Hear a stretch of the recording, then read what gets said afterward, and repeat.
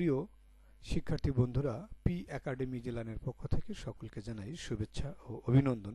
আজকের ক্লাসটি ট্যাগ কোশ্চেনের খুবই গুরুত্বপূর্ণ বিষয় নিয়ে আলোচনা করব। এখানে যে কয়েকটি প্রশ্ন দেওয়া আছে, এই প্রশ্নগুলো খুবই গুরুত্বপূর্ণ এবং এই প্রশ্নগুলো বিভিন্ন সালে এসেছে এবং পরীক্ষার্থীরা বারবার ভুলও করেছে। তো আলোচনা করি। নোবডি বিলিভস এ লায়ার একটি নেগেটিভ সেন্টেন্স এবং প্রেজেন্ট ইনডেফিনিট টেন্স, যেহেতু এখানে বিলিভ এর সাথে এর যোগ আছে, বিলিভস, আর নোবডি হচ্ছে সিঙ্গুলার সাবজেক্ট, যার কারণে ভার্বের সাথে এস বা এর যোগ হয়েছে। তাহলে কেউই মিথ্যাবাদীকে বিশ্বাস করে না। তো আমাদের নিয়ম অনুযায়ী এখানে ডাজ হবে এবং নোবডি এর প্রোনাউন হি হবে। যেহেতু অ্যাফার্মেটিভ আছে সেহেতু আমরা নেগেটিভ করব, কিন্তু এভাবে যদি আমরা করি তাহলে অবশ্যই ভুল করব। কেন ভুল করব আমি বলে রাখি যে নোবডি, এনিবডি, সামন, সামবডি, এভরিবডি এর প্রোনাউন ট্যাগ কোশ্চেন করার সময় সব সময়ের জন্য কি হয়, দে হয়। তাহলে আমরা এখানে কি ব্যবহার করব? এখন প্রিয় শিক্ষার্থী বন্ধুরা, বলে রাখা ভালো, অনেকেই এখানে বিলিভের সাথে এস আছে, যার কারণে অনেকেই এখানে কি ব্যবহার করবে, ডাজ ব্যবহার করবে। যদি কেউ ডাজ ব্যবহার করবে তাহলে সে ভুল করবে। কেন ভুল করবে? এই কারণেই ভুল করবে, কারণ কেননা দে এর পরে আমরা সাবজেক্ট হিসেবে যদি কোনো সেন্টেন্সে দে বসাই, দে এর পরে কখনো ডাজ বসে না। দে এর পরে সর্বদা কি বসে, ডু বসে, আর পাস্ট টেন্স হলে ডিড বসবে।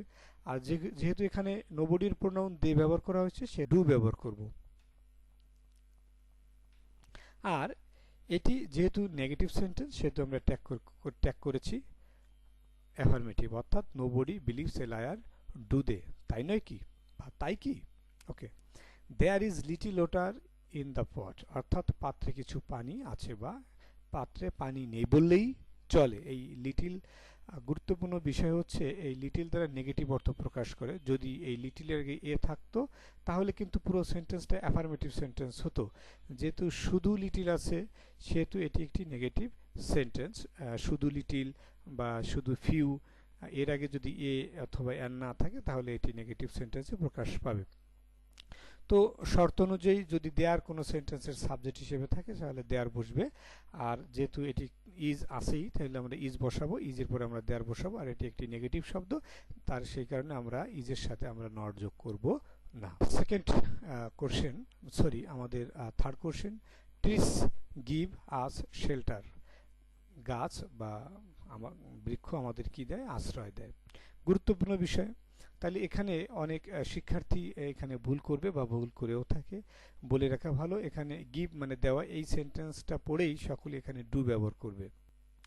সেকেন্ড তাহলে আমরা এই ট্রিস এর প্রোনাউন আমরা কি বসাবো? যদি প্রিয় শিক্ষার্থী বন্ধুরা, আমরা জানি যে কোনো আনকাউন্টেবল নাউন এবং জড় পদার্থের প্রোনাউন হচ্ছে ইট। তো ট্রি যদিও গাছের প্রাণ আছে, তারপরেও আমরা জানি যে ট্রি এর প্রোনাউন হচ্ছে ইট এবং ইটের প্লুরাল ফর্ম হচ্ছে দে। এটা গুরুত্বপূর্ণ একটা বিষয় নিয়ে আলোচনা করতেছি, কিন্তু ইট এর প্লুরাল ফর্ম হচ্ছে দে। যেহেতু ট্রিস নিজেই একটা প্লুরাল, তাহলে অবশ্যই ট্রি এর প্রোনাউন কি, ইট হবে, এবং ইটের প্লুরাল কি, দে। ইটের প্লুরাল কি হবে, দে। তো যদি আমরা এখানে দিলে দে লিখবো, আচ্ছা দে লিখলাম, তাহলে আমরা ডু দে লিখলে আমরা ভুল করব। কেন ভুল করব? কারণ এই সেন্টেন্সটি পুরাই অ্যাফার্মেটিভ সেন্টেন্স, এইটা নেগেটিভ, যার কারণে আমরা নট যোগ করি নাই। যদিও এটি অ্যাফার্মেটিভ সেন্টেন্স সেহেতু আমরা এই ডু এর সাথে আমরা নট যোগ করব।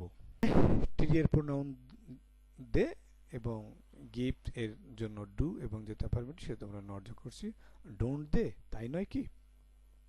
টেলিং লাই, মিথ্যা বলা, ইজ এ গ্রেট সিন, পাপ, অর্থাৎ মিথ্যা বলা পাপ।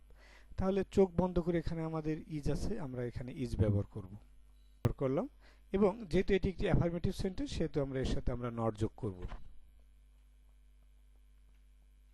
তাহলে কি হলো, agent.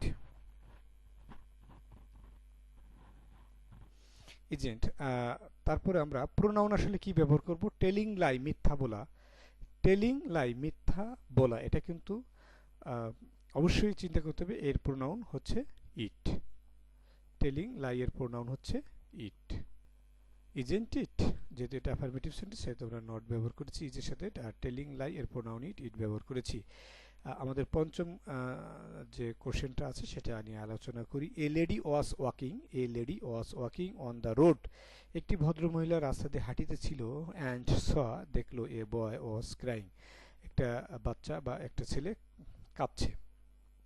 The mother rose in her, তার মধ্যে মমত্ববোধ জেগে উঠলো বা মাতৃত্ববোধ জেগে উঠলো। তাহলে প্রিয় শিক্ষার্থী বন্ধুরা, এখানে দুইটা জিনিস একসাথে শিখবো। সেটা হচ্ছে আসলে আমরা এখানে দুইটা সেন্টেন্স আছে, সেই দুইটা সেন্টেন্সের মধ্যে কোন সেন্টেন্স দিয়ে আমরা ট্যাগ করব।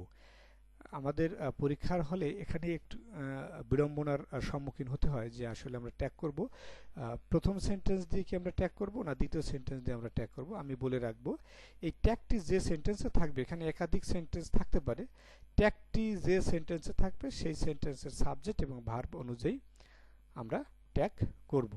আমাদের প্রথম সেন্টেন্স দিয়ে আমরা কখনোই ট্যাগ করব না। ওকে, এখন দি মাদার হচ্ছে কি সাবজেক্ট, রোজ ইন হার। এখন কি দি মাদার কি ব্যক্তি?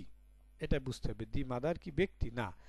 এ লেডি ব্যক্তি, কিন্তু দি মাদার ব্যক্তি না। The mother rose in her মানে তার মধ্যে দি মাদারের, আমি আগেই ক্লাস অর্থাৎ পূর্বের যে ক্লাসটি আছে, এর আগের যে ক্লাসটি আছে সেই ক্লাসে আমরা আলোচনা করেছি দি মাদারের প্রোনাউন হচ্ছে ইট। অর্থাৎ এই দি মাদার দ্বারা মাতৃত্ববোধ বা মমত্ববোধকে বোঝানো হয়েছে মায়ের। The mother rose in her, তার মধ্যে মমত্ববোধ জেগে উঠে ছিল, অর্থাৎ শিশুটি কাঁদছিল, এই কারণে তার জন্য কি হলো, মায়া হলো। আর রাইস এর পাস্ট ফর্ম হচ্ছে রোজ, যার কারণে এখানে, আর যেহেতু এটি একটি অ্যাফার্মেটিভ সেন্টেন্স সেহেতু আমরা এর সাথে নট ব্যবহার করব। কি হলো, ডিডন্ট। আর দি মাদারের প্রোনাউন হচ্ছে ইট। ডিডন্ট ইট, তাই নয় কি? ওকে, আমরা নোবডি বলেছিলাম, সেহেতু এখানে এভরিবডি আছে। এভরিবডি লাইকস ফ্লাওয়ার্স, সকলেই ফুল পছন্দ করে। এভরিবডি সিঙ্গুলার সাবজেক্ট বা সিঙ্গুলার সাবজেক্ট হিসেবে ব্যবহার করা আছে, সেহেতু লাইকস ও সিঙ্গুলার ভার্ব। তো আমরা এখানে নিশ্চিন্তে আমরা এখানে ডাজ ব্যবহার করব। আমি আগেই বলেছি, যদি ডাজ ব্যবহার করি তাহলে কিন্তু ভুল করব। কেননা এভরিবডির প্রোনাউন হবে দে, আর দে এর পরে কখনো ডাজ বসে না, সেহেতু আমরা কি ব্যবহার করব, ডু। আর যেহেতু এটি একটি অ্যাফার্মেটিভ সেন্টেন্স সেহেতু আমরা এর সাথে আমরা নট ব্যবহার করব।